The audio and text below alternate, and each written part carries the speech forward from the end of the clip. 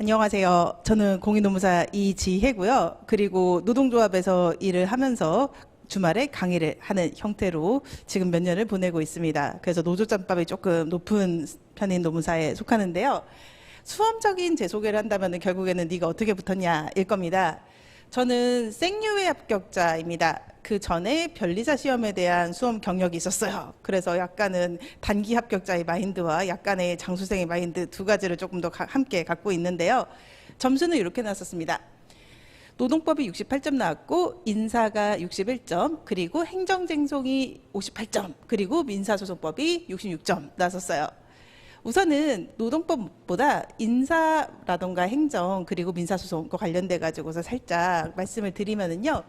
일단 제가 수험생으로서 말씀을 드린다라는 생각으로 들어갈 건데, 인사 같은 경우에는 저는 암기를 좀 싫어하는 편이었었어요. 그리고 인사는 여러분께서 인사 교재를 보시게 되면은 정말 지극히 맞는 말 대잔치거든요. 문제는 그 맞는 말 대잔치가 내가 글로 쓰려고 하면 안 써진다라고 하는 점입니다. 그게 여러분들도 굉장히 힘들게 할 거예요. 다 맞는 말이니까 뭐를 써야 될지 모르겠는 이런 경우가 발생을 하거든요. 저는 여기에 대해서는 인사는 좀 적게 외우고 많이 쓰자라는 생각을 좀 가지고서 공부를 했었어요. 그래서 막 기법 같은 건 어쩔 수 없이 외우긴 하지만요. 최대한 낯선 것이거나 자신 없는 거다라고 하더라도 그럴싸하게 무너지지 않게 쓰는 방식을 연습하자라고 하는 쪽을 인사에서의 그 주 전략으로 삼았습니다. 나름대로 성공을 했다라고 생각을 하고 있고요. 그리고 행정쟁송법의 특징은 사실 이 행정쟁송법은요, 어려워요. 어려운데 양이 적습니다. 그리고 얘는 케이스 문제로 나오는데 꽤 어려운 케이스 문제로 나올 거예요. 이 과목은 맞추면 고득점이 나와요. 그러면은 조금 판례를 덜 외우고 부실하게 쓰더라도 방향이 제대로 맞았다라고 한다면은 60점이 넘습니다. 그런데요, 좀 이 방향성 같은 것을 틀리게 알고 있어요. 그럴 경우에는 내가 아무리 이쁘게 쓰고 많이 쓰더라도 60점은 넘을 수가 없습니다. 그래서 여기는 맞추는 것이 중요하고, 그리고 정확하게 이해하는 것이 중요해요. 그래서 체계를 잘 잡아야 되는데요. 걱정하지 마셔도 되시는 것은 행정쟁송법은 양이 적은 과목입니다. 그렇기 때문에 수험생들이 노력만 한다면 1년 내에 이 행정쟁송법이라고 하는 과목을 이해하고, 그리고 이 케이스를 외우지 못하더라도 풀 수 있는 수준에는 도달할 수 있는 것이 이 행정쟁송법의 특징이에요. 그리고 또 한 가지는요.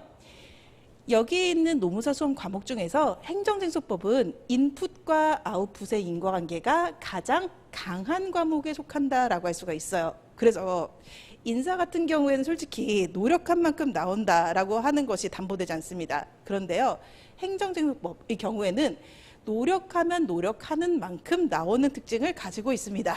그런데 여기에서 그럼 너는 왜 점수가 이러냐라는 것이 좀 궁금하실 건데, 제일 낮으니까. 저 같은 경우에는 책에 없는 것이 시험 문제로 한 문제 나왔습니다. 이런 게 불이타라고 하는 거거든요. 그래서 처음 보는 거였는데 좀 다행히 저는 선택 과목이 민사소송법이었으니까 여기에서 알고 있는 것을 끌어가지고서 그냥 아무 말 대잔치를 해서 막았어요. 그래가지고서 점수가 낮았습니다. 그리고 민사소송법은요, 여러분들 중에서 민사소송법을 선택하실지 부분부터 고민하신 부분들이 계실 거예요.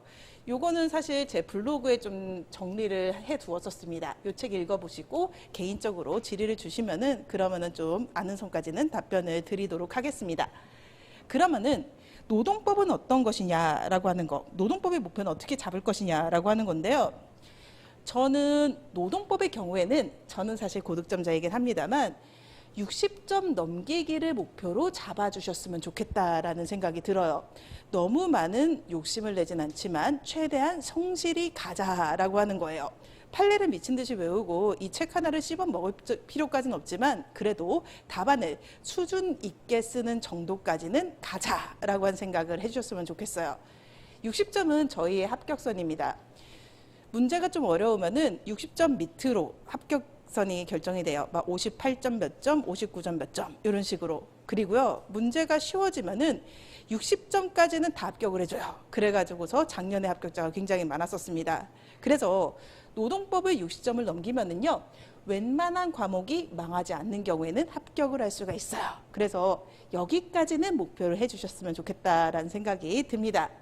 그리고 이 60점을 넘는다라고 하는 것은요, 뭐 책을 토시 하나 안 틀리고 외우고 이런 것은 아닙니다. 하지만 이러한 케이스 문제를 잘 풀어낼 수 있는 사람은 돼야지, 그래야지 60점을 넘길 수가 있습니다. 우선 여기에서요, 여러분은 아직 노동법을 잘 모릅니다. 그래서 이 껍데기적인 부분들을 좀 보여드릴게요. 사실관계가 현실에서는 굉장히 길게 나올 거예요. 그리고 나서 결국 다음 물음에 답하시오라고 하고서 50점이라고 하는 배점을 줍니다. 그리고요, 30점짜리 문제가 하나 나오고 20점짜리 문제로 분서를 치고 있는 형태예요. 여기에서 이 배점의 의미는 분이에요. 30분 내에 써야 되는 것이고 20분 내에 써야 된다라고 볼 수가 있습니다. 그리고 각각 분량이라고 하는 것은요, 50점을 기준으로 말씀을 드리면은 50점이면은 요 답안지에 6페이지에서 9페이지 정도의 분량은 적어줘야 된다라고 하는 뜻이 됩니다. 그래서 이러한 케이스 문제에 대해서 안 보고서 이만큼을 적어야 하는 것이 우리의 큰 미션이에요. 그리고 이것을 달성하기 위해 가지고서 우선 오늘 하는 것은 굉장히 기초적인 세계관에 대한 설명부터 들어가려고 합니다. 일단 기초법학에 대해 가지고서요, 용어 설명, 체계 설명 정도를 간단하게 말씀을 드릴 거예요. 그런데 법학이라고 했었을 때 법의 철퇴 이런 것에서 우리가 딱 떠오르는 것은 사실 형법이거든요. 그래서 형법 먼저 살짝 소개를 해드린 다음에, 그리고 민법은 노동법의 모법이라고 할 수가 있어요. 민법을 살짝 변형한 형태라고 하는 것이 말하자면 근로기준법 같은 것이거든요. 그래서 민법은 조금 더 양이 많고 이 중에서 가장 어렵기도 합니다. 하지만 저는 오늘은 개념 설명만 해드릴 거예요. 요거 하고 그 다음에 이 민법의 법률에 대한 부분들을 소송으로 다툰다면은 민사소송법이겠죠. 그 민사소송법의 개념 설명 드릴 거고요. 그리고 나서 노동법에서 기본 강의에 들어가기 전에 그래도 요거 정도까지는 아셨으면 좋겠는 거, 일종의 세계관에 대해 가지고서 설명을 해드리고, 마지막으로는 우리는 답안을 아직 쓸 줄 몰라요. 하지만 답안이 어떻게 생겼고 이런 것들이 관건이다라고 하는 것에 대해 가지고서 간단히 설명해 드리는 식으로 이 내용을 마치도록 하겠습니다. 그러면은 우선 법학과 관련해 가지고서요, 법적 대응이라고 하는 말을 좀 보신 적이 있으실 겁니다. 이때 이 법적 대응이라고 하는 것에서 이런 표현이 나오죠. 민형사상 강력 대응, 민형사상 책임, 이런 말이 나오는데요. 일단 민사와 형사를 한번 나눠보도록 하겠습니다. 형사라고 하는 것은 결국 국가가 형벌권을 행사하는 처벌의 문제를 다루는 것이 형사 부분입니다. 그래서 이미지는 수갑이에요. 그리고요, 민사라고 하는 것은 돈 내놓으라는 거예요. 저 사람한테 사인 간의 배상의 문제라고 하는 것을 다루게 됩니다. 그래서 형사 쪽에서 다루는 것은 죄에 대한 부분이고요, 민사 쪽에서 다루는 것은 배상, 책임에 대한 부분이 됩니다. 한번 예를 들어 보도록 하겠습니다. 요새 지금 묻지마 폭행, 묻지마 칼부림 이런 사안들 지금 많이 나오고 있잖아요. 이때 가해자가 잡혔어요. 그럼 법적 대응을 해야겠죠. 이 가해자에 대해서 형사적 대응이라고 하는 것은 폭행죄로 고소하는 형태가 되게 됩니다. 형법에는 사람의 신체에 대해 가지고서 폭행을 가한 자가 2년 이하의 징역, 300만 원 이하의 벌금, 구류 또는 과료에 처한다라고 되어 있어요. 그래서 형사 대응이라고 하는 것은 형사 고소를 의미를 하게 돼요. 고소는 피해자가 하는 것이고 고발은 제3자도 할 수 있는 것이 고발입니다. 그리고요, 그 다음에 민사로 들어갔을 때 하는 것은 손해배상입니다. 이때 조문은 민법 제750조를 쓰게 돼요.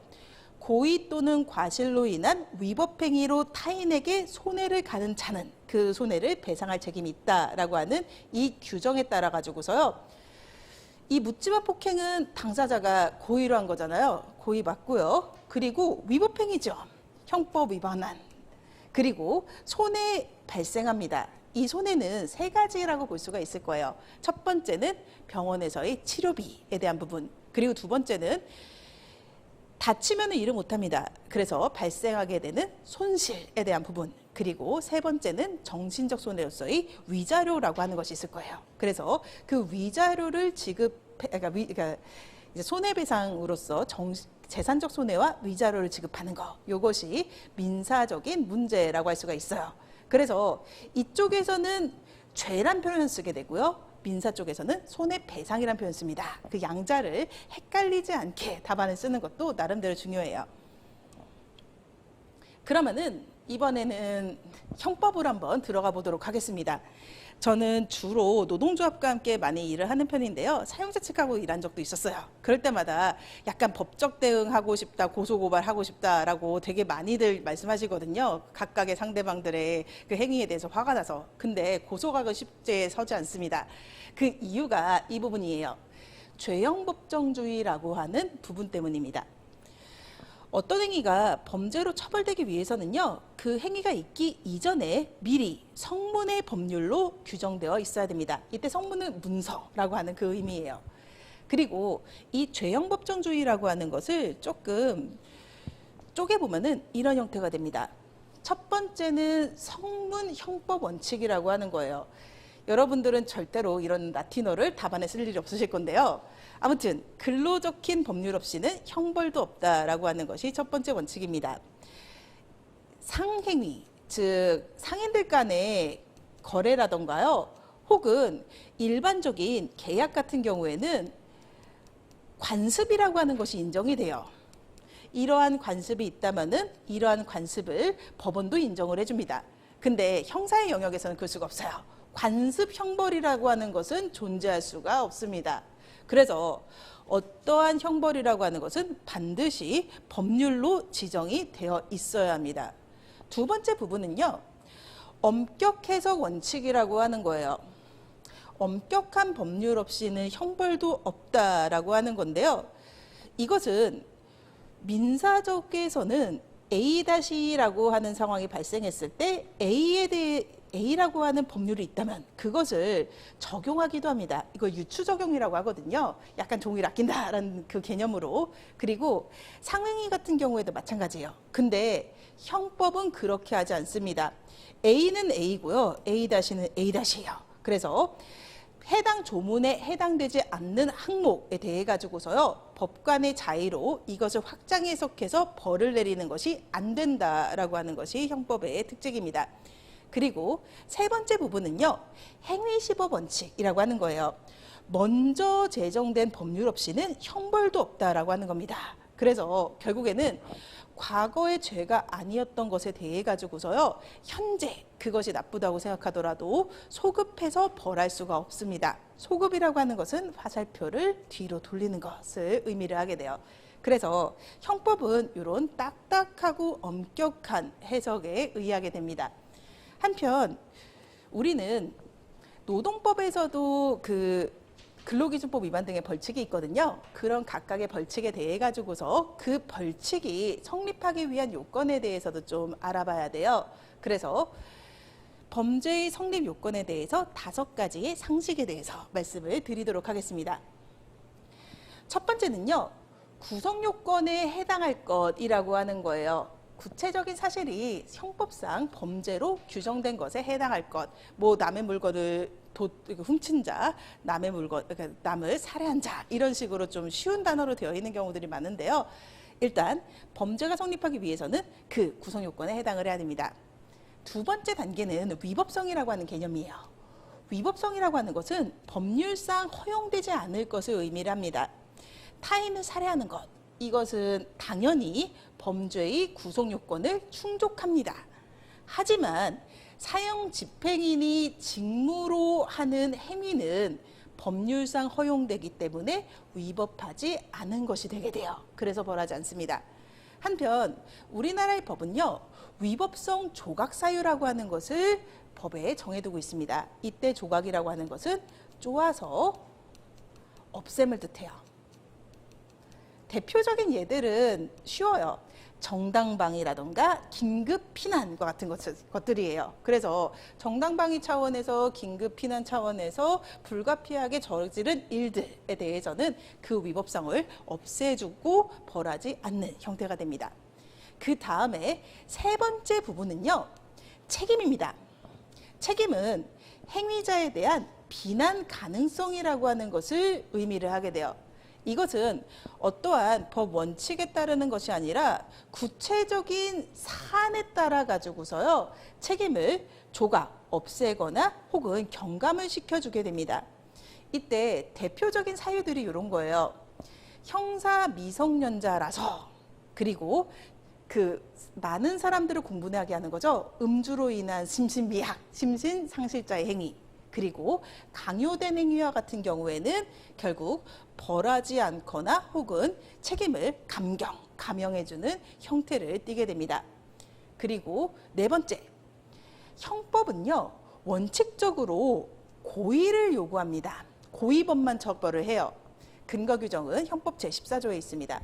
정상의 주의를 태만함으로 인해서 죄의 성립 요소인 사실을 인식하지 못한 행위는 법률에 특별한 규정이 있는 경우에 한해서 처벌한다라고 되어 있어요.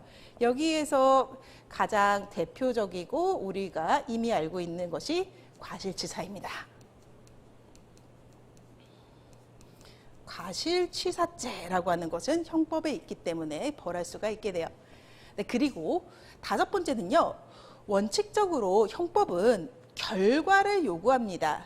미수범은 역시 각 측에 해당 죄, 즉 법에 정해져 있는 경우에만 처벌을 해요. 대표적인 것은 우리에게 익숙합니다. 살인, 미수죄. 그래서 형법의 이런 기초적인 상식 정도까지는 알고 가셨으면 좋겠다라는 생각이 듭니다. 그리고 나서 조금 더 시간을 들여서 저희가 설명을 드리려고 하는 것이 이 민법이라고 하는 영역입니다. 참고로 1차 민법에 대해 가지고 저 말씀을 드리면은요, 1차 민법의 경우에는 우선 단어에 익숙해지세요. 그리고 단어에 익숙해지고 나면은 민법은 굉장히 방대하고 꽤 어려워요. 그거는 평생을 해야 되는 과목이고요. 아무리 해도 잘해지지 않습니다. 근데 좀 재밌으니까 좀 빠지는 경우들도 있는데요. 우리는 실용성을 생각을 해야 돼요. 단어에 익숙해진 다음에는요, 문제풀이로 들어갑니다. 문제풀이로 들어가면은 헷갈리는 지문들이 있을 거예요. 그 헷갈리는 지문들을 중심으로 민법 문제집을 계속해서 돌려주시면서 정답률을 높여가는 거죠. 이게 사실은 객관식 민법을 하는데 가장 좋은 방법이다라고 할 수가 있고요. 그리고 민법을 이미 들어가 보셨는지 잘 모르겠는데요. 민법은 결국에 이렇게 되어 있어요. 민법 총칙을 먼저 보실 거고요. 그리고 나서 채권, 총칙을 보시고, 그리고 나서 채권 각 칙을 보는 식으로 여러분께서 공부를 하실 겁니다. 이게 뭐 법 조문 순서가 이렇게 되어 있고 책 순서도 이렇게 되어 있어요. 그런데 여기에서 보통 저도 변리사 수험생 때부터 민법을 해봤었으니까 여기는 좀 열심히 하다가 여기서부터 슬슬 지치기 시작해서 여기는 이제 날아가 버리거든요. 근데 사실상 문제는 여기서 제일 쉽게 나와요. 그렇기 때문에 복습을 하실 때는 순서를 뒤집어 주세요. 1, 2, 3 순서로. 이렇게 해서 보시면은 좀 효율이 많이 올라갑니다. 그리고 뒤집어서 보았을 때 또 보이는 것들이 생기게 돼요. 그리고 마지막으로 제가 하나 더 팁을 드리면은요, 은근히 민법은 조문에서 뭐가 많이 출제가 돼요. 그러니까 판례도 좀 많이 나오긴 하는데 조문도 꽤 나오거든요. 그러니까 조문을 좀 봐주세요. 조문만 따로 봐주시는 식으로. 이렇게 보면은 그 민법책이 두껍잖아요. 그 두꺼운 민법책보다는 조문으로 회독을 하면 좀 빨리빨리 회독이 되거든요. 그래서 이 조문도 함께 보자라고 하는 세 가지가 1차 민법에서 제가 생각하는 팁입니다. 네, 그럼 이 민법에 대해 가지고서 저는 개념 설명하면서 조금 이제 노동법하고 매칭할 수 있게 좀 그 토대를 만들려고 하는데요. 민법이라고 하는 애는 정의를 내린다면 이렇게 되겠죠. 사법상의 권리, 의무를 규율하는 일반 사법이라고 정의를 내릴 수가 있을 거예요. 여기에서 이 사는 공의 반대입니다. 국가와 국민 간의 관계, 국가와 산하기관 간의 관계를 주율하는 것이 공법이에요. 그리고 이것의 관계는, 이 법률 관계는 행정법이 몫입니다. 그리고 민법은 그것이 아니라 국민과 국민 간의, 즉 사인 간의 계약, 거래를 다루는 법이라고 할 수가 있을 거예요. 그리고 법률이라고 하는 그 자체에서 권리와 의무라고 하는 것이 튀어나오게 되고요. 그 다음에 일반이라는 말이 나와 있습니다. 일반법이라고 하는 것은요. 여기에선 특별법 우선의 원칙이라고 하는 표현을 함께 떠올려 주시면 좋을 거예요. 민법은 결국에는 거래를 다루는 법이에요. 그런데 이 중에서 상거래, 상인과 상인 간의 거래, 이것은 상법이 민법에 우선합니다. 그런데 여기에서 상법에 규율되어 있지 않은 것은 다시 민법으로 돌아와 가지고서 민법을 따라갈 거예요. 그리고 노사관계 있죠. 그 근로자와 사용자 간의 관계. 여기서는 당연히 근로기준법이 민법에 우선합니다. 그런데 근로기준법이 정하지 않은 것들이 있어요. 그럴 때는 민법으로 들어와 가지고서 민법이 어떻게 정해져 있는지 보고 그것을 따라가게 되는 형태를 띠게 됩니다.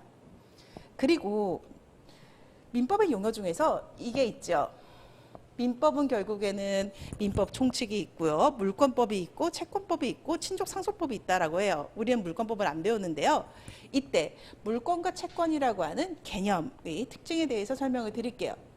물권이라고 하는 것은요. 특정한 물건, 부동산 같은 거 그런 것을 직접 지배하는 독점 배타적 권리를 물권이라고 합니다.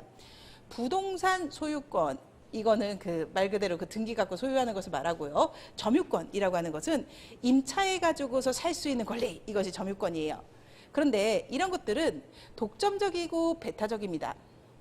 즉 내가 정당한 권리를 가지고서 임차를 해가지고서 내 아파트에 살고 있어요. 그러면은 아무도 내 허락 없이 들어올 수 없습니다. 집주인도 내 허락 없이 못 들어오거든요. 이런 식으로 누구에게나 주장할 수 있는 권리가 물권입니다. 그런데 채권이라고 하는 것은 좀 상대적이에요. 특정인이 상대방에게 일정한 행위를 요구하는 권리입니다. 예를 들자면 근로자와 사용자의 임금 청구권 이런 것이 채권이죠. 이 임금 청구권은 오로지 그 사용자에게 가서만 달라고 할 수가 있는 거예요. 국가한테 달라고 할 수도 없는 것이고 그리고 뭐 대리님이라던가 과장님한테 달라고 할 수도 없는 겁니다. 그래서 채권이라고 하는 것은 그 권리의 상대방이 특정되어 있다라고 할 수가 있어요. 그리고 채권이라는 것은 권리를 말할 때 쓰는 표현이고요. 채무는 그것을 의무의 차원으로 볼 때 쓰게 됩니다. 그래서 채권자가 권리자고요. 채무자가 의무자입니다. 그리고 이 권리와 의무라고 하는 것을 이번에는 효력에 따라 가지고서 분류를 해볼 거예요. 우선은 지배권입니다. 이 지배권은 물권적 권리예요. 일정한 객체를 직접 지배하는 거죠. 소유하거나 점유하는 형태로. 그리고 채권의 다른 말이 청구권이에요. 특정인에게 자기 해달라, 부작위 하지 마라라고 하는 것을 요구할 수 있는 권리, 이것이 청구권입니다. 그리고요, 항변권이라고 하는 것은 이런 거예요. 야, 너 돈 갚아라는 요구가 들어왔어요. 거기에 대해서 이렇게 답을 합니다. 내가 너한테 돈을 빌린 것은 맞지만 네가 변제기 연장해 줬잖아 라고 하는 거예요. 이때 네가 변제기 연장해 줬잖아 라고 하는 그게 항변이거든요. 즉 청구권의 발생은 인정을 해요. 그런데 행사를 저지할 수 있는 권리, 이것이 항변권입니다. 아직 변제기가 도래하지 않았다. 네가 변제기 연기해줬다. 이런 것들이 여기 속해요.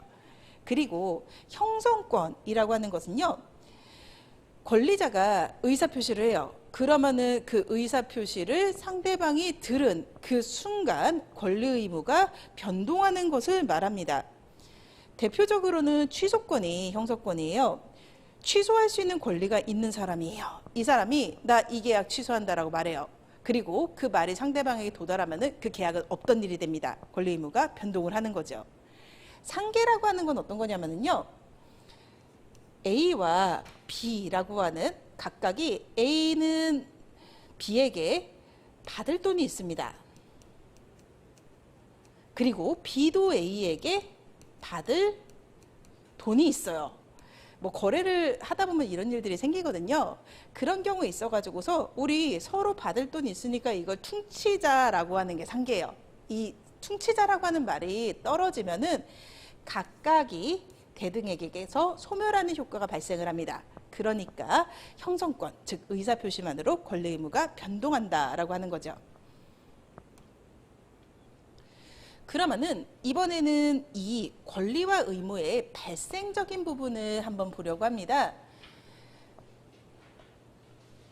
권리와 의무는 크게 계약에 의해서 발생하는 경우가 가장 많지요. 이때 계약이라고 하는 것을 좀 정의 내려본다면 이렇게 됩니다. 일정한 법률 효과 발생을 목적으로 하는 당사자 간의 합의를 계약이라고 부르게 됩니다. 이때의 법률 효과라고 하는 것은 고용이 될 수도 있을 것이고 매매가 될 수도 있을 것이고 임대가 될 수도 있을 거예요. 그 양 당사자 간의 의사의 합치가 있다면 계약은 성립을 하게 됩니다. 그런데요, 민사상으로는 이런 계약, 거래 외에도요, 채권이 발생하는 경우가 있어요. 그것은 법정 채권이라고 부르게 되고요. 이런 세 가지 형태가 있습니다. 부탁받지 않았는데요, 저거를 안 해주면은 저 사람이 큰일 날 것 같아가지고서 내가 그 사람의 일을 해주는 거예요. 뭐 예를 들자면은 내가 식당을 운영하고 있는데 옆집 식당에 지금 사장이 가스불을 안 꺼두고 갔어요. 그러니까 내가 그거 잠가준 거예요. 큰일 났다라고 싶어가지고서 부탁받지 않았지만.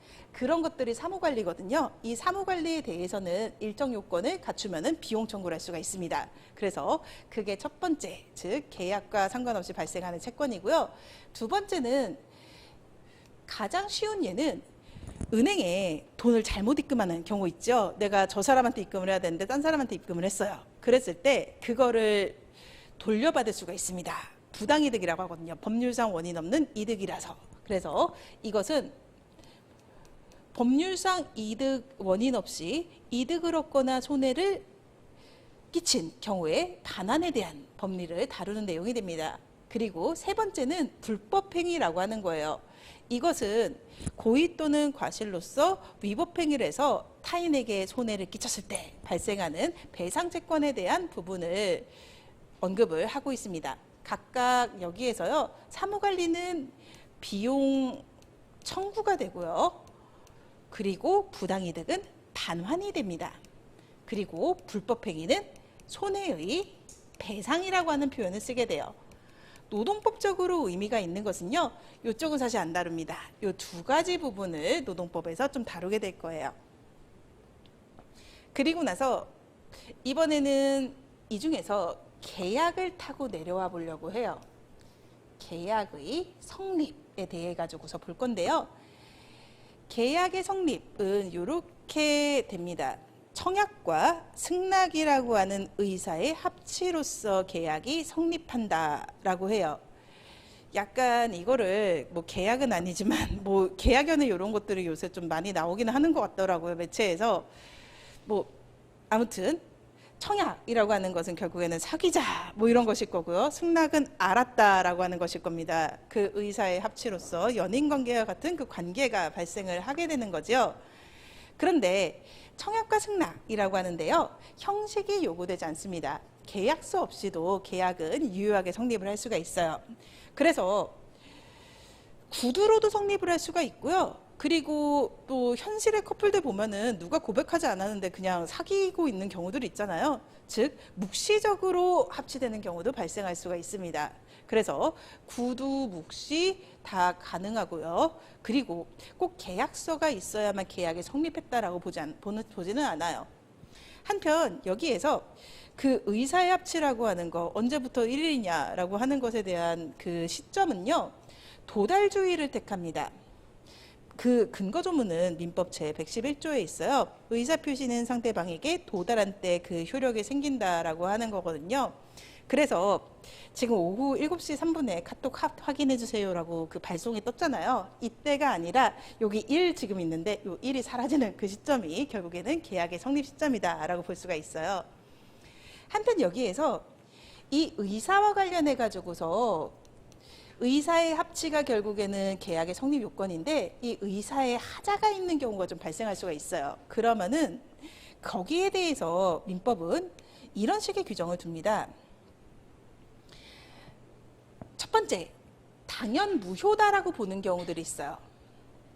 이것은 두 가지 형태인데요. 민법 제107조는요. 자기 책임의 원칙에 따라서 앞에서는 이렇게 얘기합니다.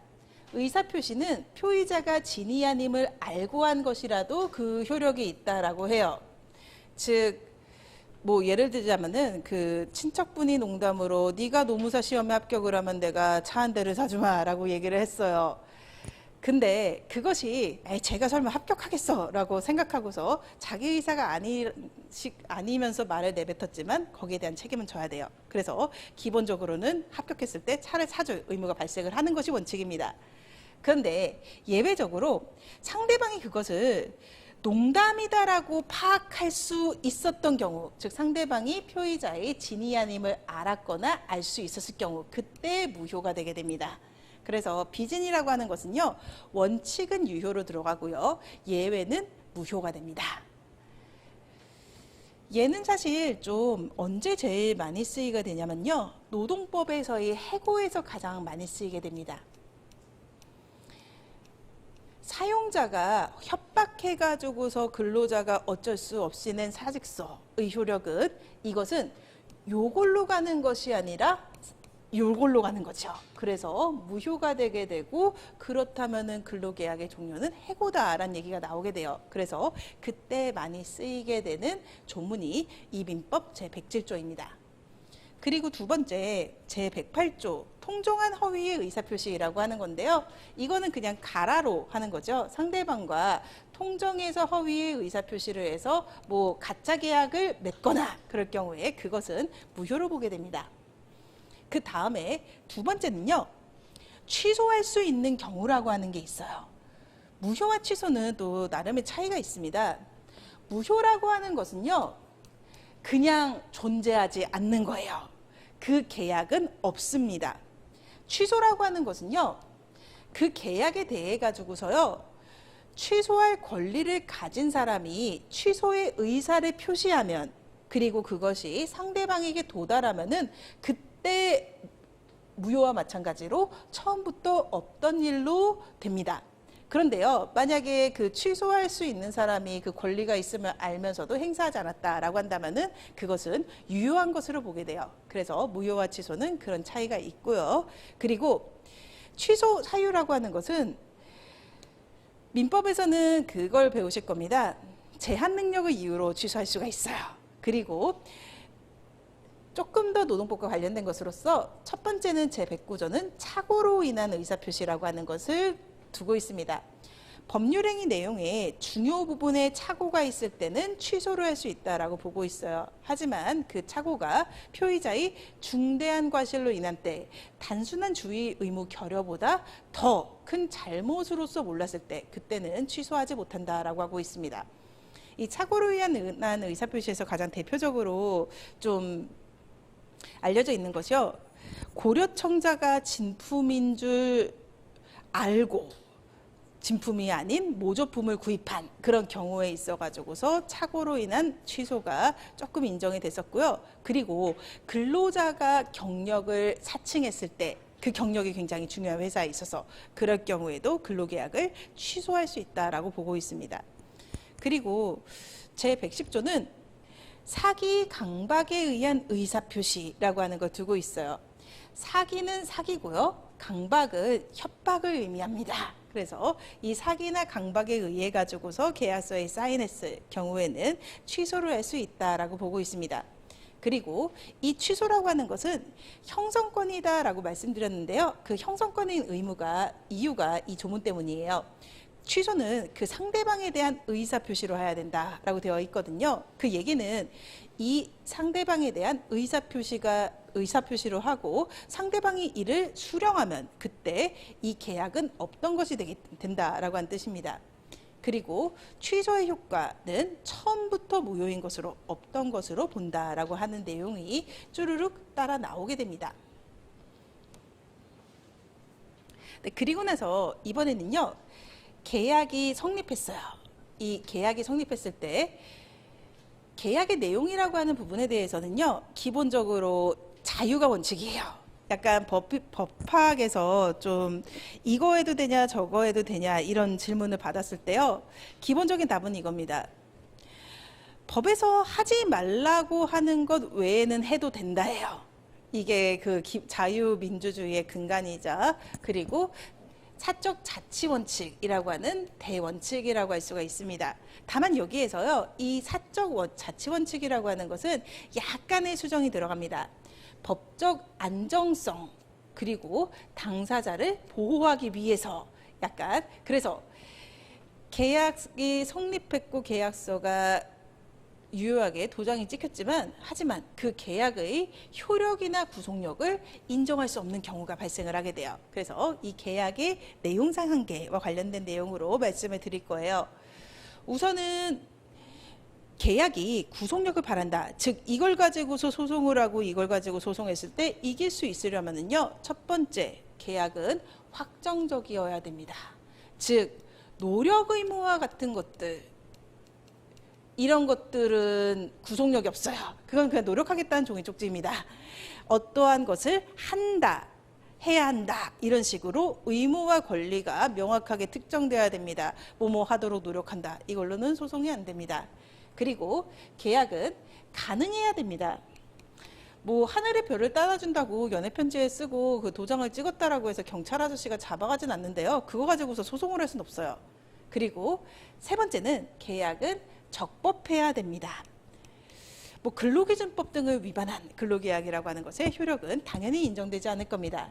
그리고 그 다음에요, 뭐 법은 다 피해갔다라고 하더라도 계약이 사회적 타당성을 현저히 일탈하는 그런 경우에는 인정할 수가 없습니다. 그 대표적인 것으로서 그 법과 사회, 그 교과서에도 많이 나오는 게 이 신체 포기 각서라고 하는 걸 거예요. 이런 것은 사회적으로 타당하지 않아서 무효가 되게 되고요. 그 근거 조문은 민법 제103조입니다. 반사회 질서의 법률행위라고 하면서요, 선량한 풍속 기타 사회 질서에 위반한 사항을 내용으로 하는 법률행위는 무효로 한다라고 그 내용을 두고 있어요. 한편 여기에서 파생돼 가지고서요, 하나 더 있습니다. 제104조는 불공정한 법률행위예요. 당사자의 궁박, 경솔 또는 무경험으로 인해 가지고서 현저히 공정성을 잃은 법률행위는 무효로 한다라고 해요. 이때 공정성이라고 하는 것은 인풋과 아웃풋의 갭을 의미를 합니다. 그 장면으로 설명을 드리면은요, 가끔 그런 경우 있죠. 그 외로운 어르신들을 상대로 해가지고서 뭐 설명을 개최한다라고 하고서 조금 공연 같은 거 하고서 뭐 이렇게 좀 애교 좀 떤 다음에 그리고 나서 엄청나게 비싼 상품들을 팔아먹는 그런 약간 사기와 같은 것들이 가끔 존재를 하거든요. 그런 것들의 경우에는 제104조 위반으로서 효력이 없어지는 경우가 발생을 하게 됩니다. 네, 그래서 얘가 여기 나오면 안 되는데 네, 그리고 나서 이번에는 계약이 효력이 발생했을 때 그 채권과 채무와 관련된 부분을 좀 말씀을 드리려고 해요. 지금 노동법의 법원이라는 애가 좀 슬라이드가 앞에 나왔었고요. 근데 그 뒤에 부분을 먼저 설명드리려고 해요. 얘가 순서가 좀 이상하게 바뀌어 버렸는데, 우선은 이 채권 채무 발생이라고 하는 것에 대해서 한번 근로계약에 한번 대입을 해가지고서 얘를 바라봐 볼게요. 사용자의 의무는, 사용자의 채무는 임금 지급입니다. 그리고요, 근로자의 채무는 근로 제공이라고 할 수가 있어요. 한편 채권의 영역으로 본다면요, 근로자는 임금 채권을 가지고 있는 거고요, 사용자의 경우에는 근로 제공에 대한 채권을 가지고 있다라고 볼 수가 있습니다. 그런데 이런 일들이 발생을 하는 거죠. 코로나 때 많이 발생을 하기도 했었습니다. 만약 근로자가 일하고 싶은데 일하지 못하게 되는 경우들이 발생을 할 수가 있어요. 뭐 사업장이 영업 정지돼서든 기타 등등의 이유로요. 이런 상황에 대해 가지고서요, 근로자의 입장에서는 근로제공을 할 의사가 있습니다. 근데 어떤 이유로든지 일을 하지 못하게 된 이 상황은 이 사람의 입장에서 이행불능이라고 부르게 돼요. 그 이행불능일 때 그러면은 이 근로자는 임금을 청구할 수 있는지라고 하는 게 문제가 되고요. 이거는 민법상으로는 두 개로 나뉘게 됩니다. 첫 번째, 천재지변인 거죠. 뭐 이제 헐크 같은 사람이 와가지고서 이제 그 건물을 때려 부숴가지고서 그래서 회사가 없어졌어요. 이럴 때는 민법 제537조로 갑니다. 쌍무계약의 당사자 일방이라고 되어 있는데요. 쌍무라고 하는 것은 이렇게 양 당사자가 둘 다 의무를 가지고 있을 때 이걸 쌍무라고 합니다. 이 쌍무의 반대말은 편무라고 하고요. 이 편무계약의 대표적인 것은 증여입니다. 아무튼 쌍무계약의 당사자 일방의 채무가 양 당사자의 책임 없는 사유로 이행할 수 없게 된 때, 그때는요, 채무자는 상대방의 이행을 청구하지 못합니다.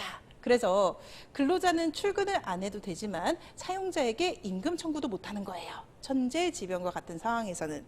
그런데 두 번째 상황으로서요, 사용자가 근로자를 부당 해고했기 때문에 그래서 근로자가 회사에서 일을 못하게 되는 경우예요. 그럴 때는 그 다음 조문인 민법 제538조로 가게 됩니다. 쌍무계약의 당사자 일방의 채무가 채권자의 책임 있는 사유죠. 부당해고했다라고 하는 것은. 그래서 그것으로 이행할 수 없게 된 때, 그때는 채무자는 상대방의 이행을 청구할 수 있다라고 되어 있어요. 그래서 해고 기간 중에 임금 청구라고 하는 것이 가능해지게 됩니다. 그리고 이번에는요, 지금 이행불능 상태라고 하는 것은 이행을 못하는 것을 의미를 해요. 근데 해야 되는데 안 하는 경우가 있겠죠. 그것을 채무불이행이라고 부릅니다. 즉 하기 싫어서 안 하는 그 채무불이행이라고 하는 것과, 그리고 그것의 개념과 그것에 대해서 채권자가 어떤 행동을 취할 수 있는지에 대해서 보도록 할게요. 채무불이행의 개념은 이렇게 잡아줍니다. 채무자가 채무의 내용에 젖은 이행을 하지 아니한 경우라고 되어 있어요. 그래서 이 얘기는요, 아예 안 했을 때 뿐만 아니라 불완전하게 이행했을 경우, 가라로 날림으로 했을 경우에도 거기에 대해서 채무자는 책임을 지게 된다라고 하는 것을 의미를 하게 됩니다. 그리고 여기에 대해 가지고서요, 당연히 구제 방안이 있습니다. 우선 채권자는 이행을 시키고 싶을 거예요. 이행을 강제로 시키고 싶겠죠. 이 조문은 민법 제389조에 있습니다. 채무자가 임의로 채무를 이행하지 아니한 때에는요, 채권자는 그 강제 이행을 법원에 청구를 할 수가 있습니다. 이게 바로 그 민사소송으로서 이행소송이고요. 대표적으로는 이런 거죠. 불법행위 손해배상 청구소송, 그리고 대여금 청구소송, 이런 것들이 이 민법 제389조 때문에 할 수 있는 것이 됩니다. 그리고 간접적인 방법도 취할 수가 있어요. 그것은 손해배상입니다. 민법 제390조 다음 조문에 나와 있는데요. 채무자가 채무의 내용에 젖은 이행을 하지 아니한 채 채권자는 손해배상을 청구할 수 있고요. 하지만 고의나 과실 없이 이행할 수 없게 된 때는 그러하지 아니하다라고 하고 있습니다. 한편 이 둘 간의 관계는 이렇게 됩니다. 민법 제389조 사항으로 가볼게요. 2항과 3항은 이때 그 법원에 어떤 것들을 청구할 수 있는지에 대해서 적고 있고요. 그리고 4항은 이 규정들은 손해배상의 청구에 영향을 미치지 아니한다라고 되어 있어요. 그 얘기는 어떤 거냐면 따로 해도 되고, 그리고 같이 해도 된다라고 하는 거예요. 그래서 채무자는 자신의 선택에 따라 가지고서 이행소송도 하고 손해배상도 청구를 할 수도 있는 거고요. 그리고요, 그렇지 않은 경우에는 뭐 손해배상만 청구할 수도 있는 거고, 그리고 손해배상은 됐고 이행만 청구할 수도 있는 겁니다.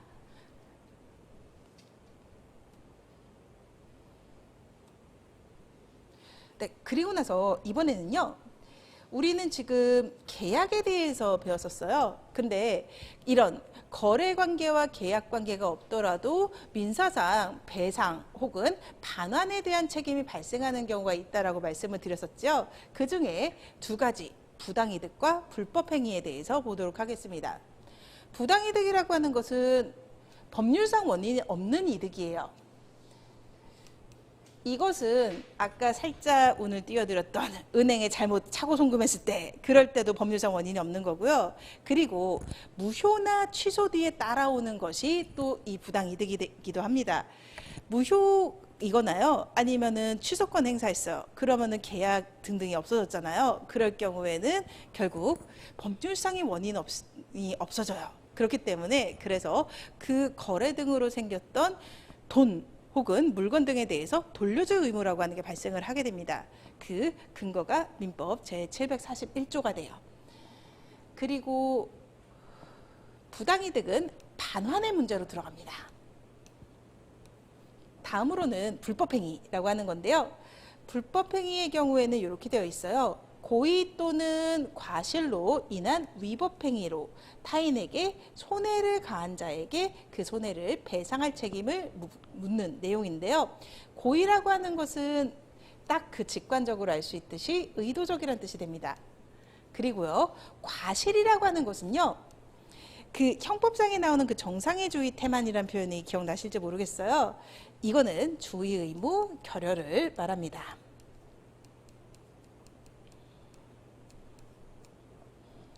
그러니까 민사와 형사의 차이점이라고 할 수가 있겠죠. 일단은 민사 같은 경우에는 과실의 경우에도 책임을 물어요.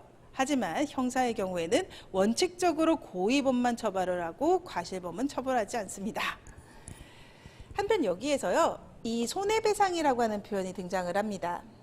채무 불이행에서도 손해배상이라는 표현이 등장을 했고요. 그리고 불법행위에서도 손해배상이라는 표현이 등장을 했는데, 일단 이 손해배상이라고 하는 것이 뭔지에 대해 가지고서 설명을 드릴게요. 그래서 2-9를 통해서 손해배상의 산정에 대해서 말씀을 드립니다. 그러면은 민사소송을 했었을 때 얼마를 청구하고 얼마를 받을 수 있느냐라고 하는 점과 관련해서 우선 첫 번째로 하게 되는 것은 손해배상 액수를 산출을 합니다. 우선은 손해배상을 둘로 쪼개요. 첫 번째는 재산상 손해가 되고요. 두 번째는 정신적 손해가 됩니다. 다시 재산상 손해라고 하는 것은요, 적극적 손해, 이것은 그로 인해서 지출한 비용을 말합니다. 예를 들자면은 폭행을 당했다. 여기에 대해서 폭행죄로 고소하는 것과 별개로 민사상 불법행위 손해배상을 청구한다라고 했었을 때 적극적 손해는 병원비와 같은 것이 적극적 손해가 되는 거죠.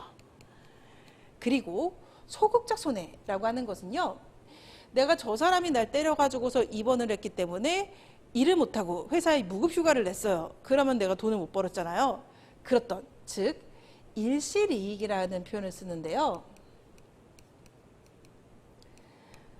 이러한 가해 행위가 없었더라면 발생하지 않았을 손해라고 하는 것이 소극적 손해가 됩니다. 그 기간 중에 임금과 같은 것이 여기 속하게 돼요. 그리고 이것은요, 기본적으로 배상을 구하는 쪽이 증명을 해야 됩니다.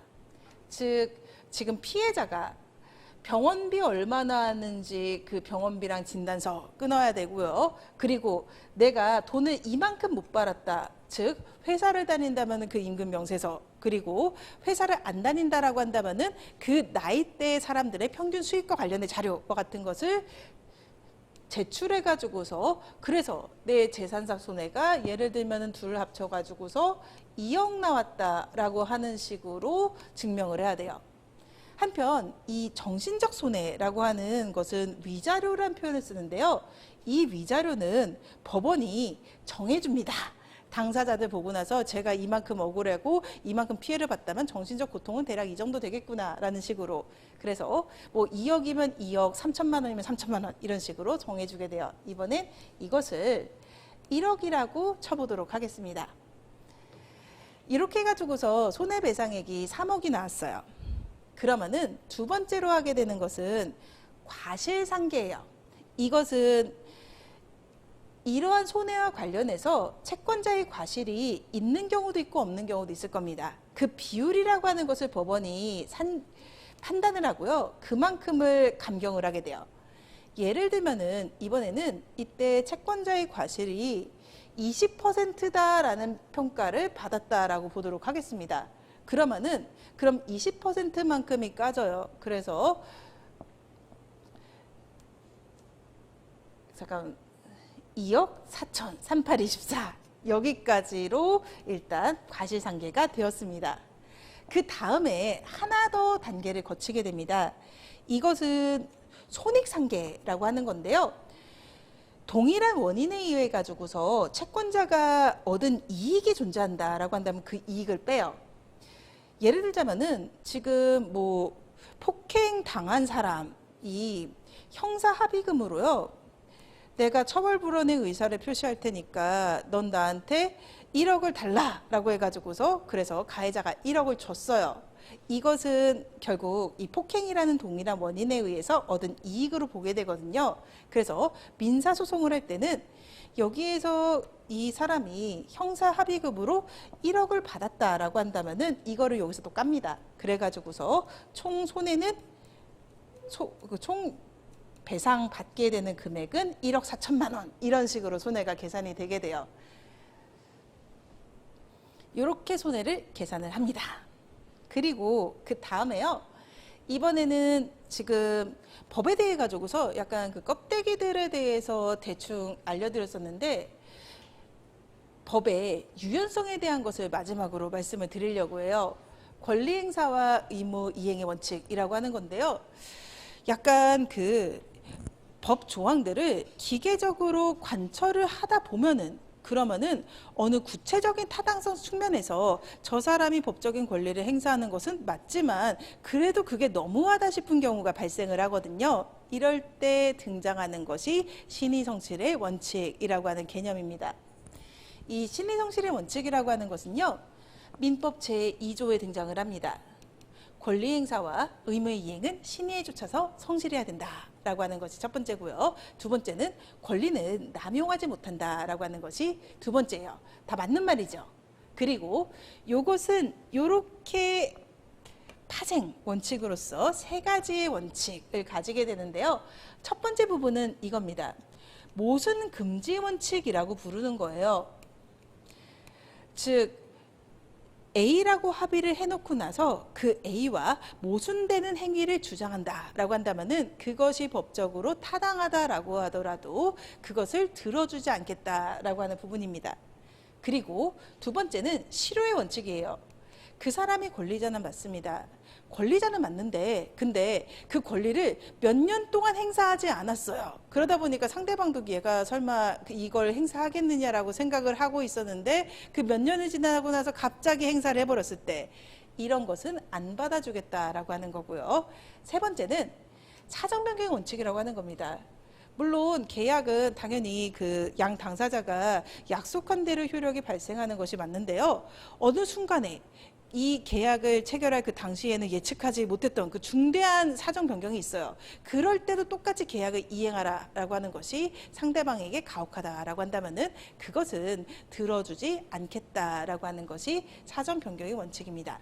그리고 그 다음으로 권리는 남용하지 못한다라고 하는 것도 굉장히 많이 쓰이고 있어요. 그래서 신의성실의 원칙과 관련해 가지고서는 이 네 가지의 원칙이 존재를 하게 돼요. 그리고 이런 카드가 쓰이기 위해서는 이런 요건이 필요합니다. 신의칙 위반, 항변이라고 하는 제목을 제가 달아놨는데요. 왜 항변이라는 말이 등장을 하냐면요. 항변에 대해서 제가 앞서서 이렇게 말씀드렸었어요. 항변이라고 하는 것은 권리의 발생은 인정하고 행사를 저지하는 것이 항변이다라고 말씀을 드렸었습니다. 그리고 신의칙 위반이라고 하는 것도요. 네가 행사하는 권리가 법적으로 맞긴 하지만 그것이 너무 부당하니까 그래서 행사하는 것을 저지시키겠다라고 하는 것이 신의칙이에요. 그렇기 때문에 이거 역시 항변권에 가깝습니다. 그리고요, 그 요건은 이렇게 돼요. 상대방이 신의를 가짐이 객관적으로 정당한 상태에 이르렀고, 이와 같은 신의에 반하는 권리 행사가 정의관념을 비추어서 용인될 수 없는 정도의 상태다라고 한다면은 그때 그 권리 행사가 배척되게 됩니다. 약간 그 추상적인 말이지요. 약간 판사가 봤을 때 그 이제 원고가 너무 나쁜 놈이면은 이제 신의칙 카드를 쓸 수 있다. 약간 그런 느낌이니까. 그래서 신의칙은요, 조금 신중하게 판단합니다. 법관이 자의적 판단 가능성이 있고요. 그리고 신의칙 카드가 남발되면은 법이 무슨 필요가 있겠습니까? 법적 안정성을 해칠 수 있는 부분이 있어요. 그래서 신의칙 위반인지는 엄격하고 신중하게 검토를 해야 된다라고 법원이 생각을 하고 있고요. 그리고 나중에 이와 관련된 판례를 보시게 되면은 이런 것은 엄격하고 신중해야 된다라고 하는 것이 계속 나옵니다. 한편 여기에서 지금 노동법의 영역에서요, 이 금반원이라고 하는 것을 한번 바라봐 볼까요? 약간 그런 경우들 있죠. 근로자가 뭐 사용자랑 일단 취업이 급급하니까 사용자가 너 퇴직금 없다라고 했는데 저 괜찮습니다. 그래도 일하겠습니다. 라고 하고 나서 퇴사하고서 퇴직금을 청구했다라던가, 아니면은 뭐 근로자가 연차 없다라고 했었을 때 받아들여 놓고서 퇴사하고 나서 청구했다. 뭐 이럴 경우에 여기에 대해 가지고서요, 이런 것은 신의칙 위반이 아닙니다. 대표적으로인 판례가 이 판례예요. 강행법규에 위반한 약정을 체결한 자가 스스로 약정의 무효를 주장하는 것이 신의칙에 위반되는 권리 행사라고 하는 이유로 그 주장을 배척한다라고 한다면요, 그것은 강행법규에 의해서 배제하려는 결과를 실현시키는 셈이 되어서 입법 취지를 몰각시키게 되니까요. 그래서 이런 것들은 신의칙에 반하는 것이라고 할 수 없다라고 판례가 얘기를 하고 있습니다. 그래서요, 이 신의칙 카드라고 하는 것은 존재하고, 그리고 구체적 타당성을 위한 마지막 보루와 같은 것이지만 엄격하고 신중하게 본다라고 하는 거 기억해 주시고요. 노동법에서도 가끔씩 이런 신의칙과 관련된 얘기들이 툭툭 튀어나올 거예요. 그랬을 때 이러한 뉘앙스의 법리였다라는 사실을 기억하시면서 판례와 사실관계를 바라본다면은 조금 더 이해하시기가 편하실 겁니다. 그러면은 제가요, 여기서 한번 끊고서 쉬었다가 민사소송법과 그리고 노동법과 관련된 얘기, 그리고 답안 작성과 관련된 얘기를 1시간만 더 하고 가도록 할게요.